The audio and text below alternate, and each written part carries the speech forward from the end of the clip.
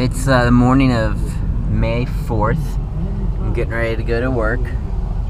Down there's the expressway. Up there was my house. This might be kind of boring because it's pretty much going to be the same as going from work to my house, except for the reverse. Going down my street, heading toward the expressway. There's the round building, there's the big bridge, there's the city in the background, right there. You can see how close I live to the city.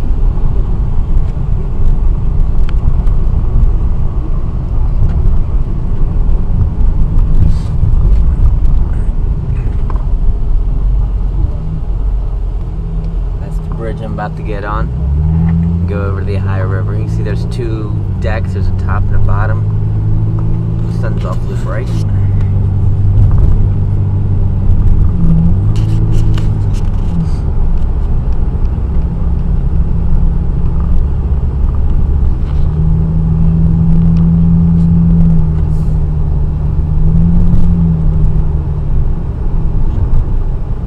Bunch of hotels down here.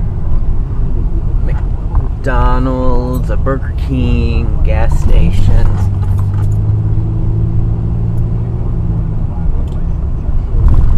There's 3 gas stations. 1, 2, and then the third one down there, Shell gas station.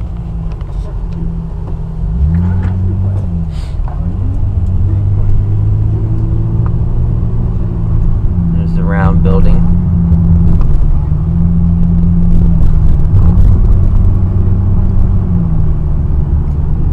Right over there on the side of that hill.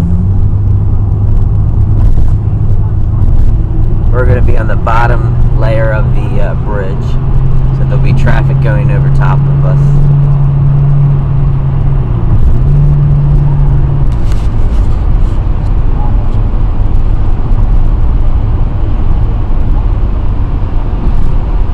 There's the Ohio River. About right in here on the bridge, about halfway over the river, is where I got hit when I was on the motorcycle by another car.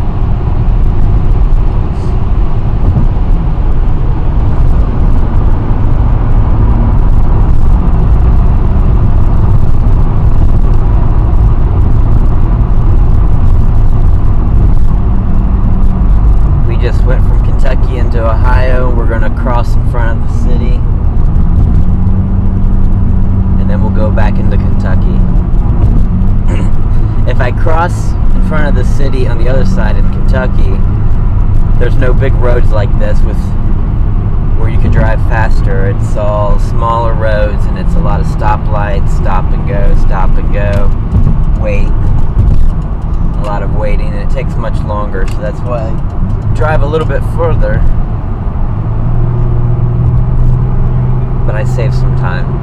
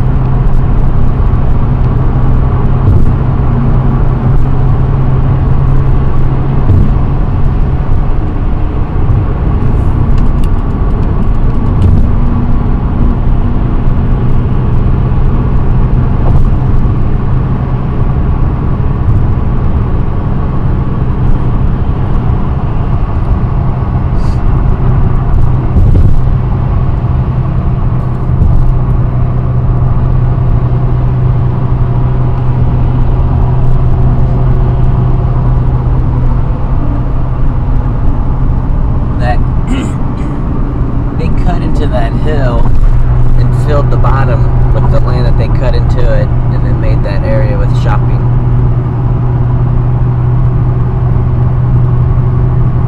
Here you'll see a lot of rock, much like this right here, and that's where they cut into the hills to make flat land so they can build or put roads. This here is nothing more than a sound wall for people that have houses and businesses on the other side. Can't hear the sound of all the cars.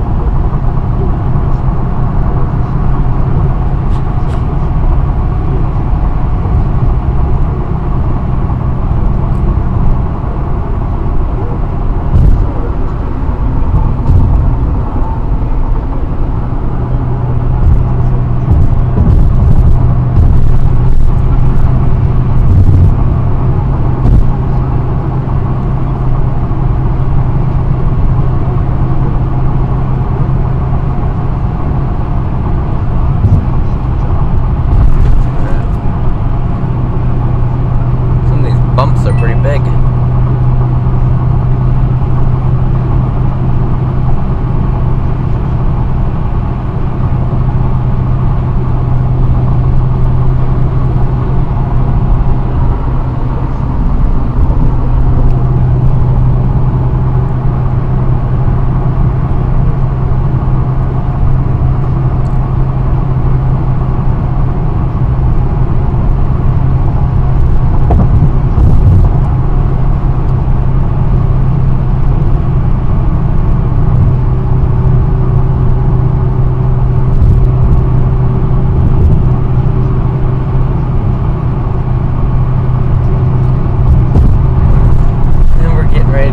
Over the Ohio River for the third time this morning.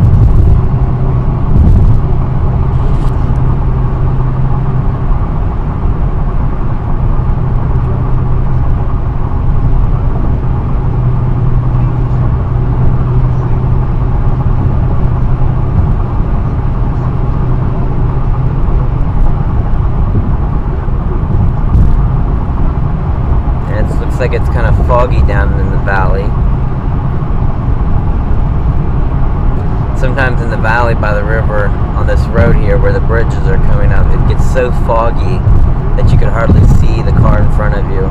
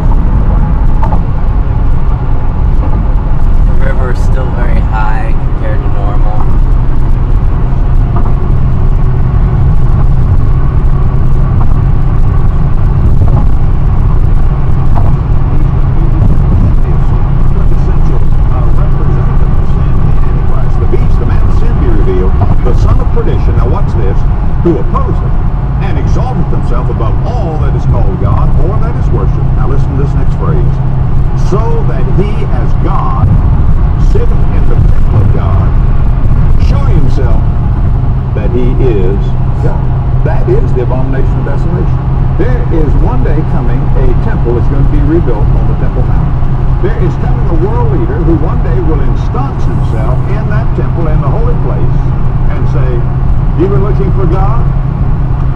Here I am. Here I am, this man of sin, this abomination of desolation in the temple of God, declaring himself to be God." Now, that's very deep. We'll get into that a little bit later, because what I'm trying to do is to set the stage. When this happens, when that man moves into the temple of God, showing himself that he is God, he will do it in the middle of a 7-year period known as the Great Tribulation. We have seen in that Great Tribulation... You can see on the road I'm on, there's not many cars, but on the opposite side, there are quite a few cars. All those people are heading to the city to go work, and I'm headed away from the city to go work. This Antichrist is going to move into the temple of God, showing himself that he is God. That's the reason you're going to find in the scripture that we're reading today the phrase 42 months, or 1260 days, or time and times and half time. All of these refer to 3.5 years. 42 months, 3.5 years. 1260 days, 3.5 years. Right in the middle of this 7-year period. 7 is the number of perfection. Why 3.5? 3.5 speaks of division, danger. When this man moves into the temple, showing himself that he is God. Now, God has given a warning as to what will happen. God will bring his ministers, his messengers, 2 mighty prophets. We're going to study those 2 prophets today, and that's hence the title of the message, When Prophets Are Persecuted. There are 2 witnesses who are going to rise up during this horrendous period of time to prophesy and teach. May I say parenthetically that God always has his prophets. I'm going to Did you know that? cut this tape There's never a time when God doesn't have his prophets.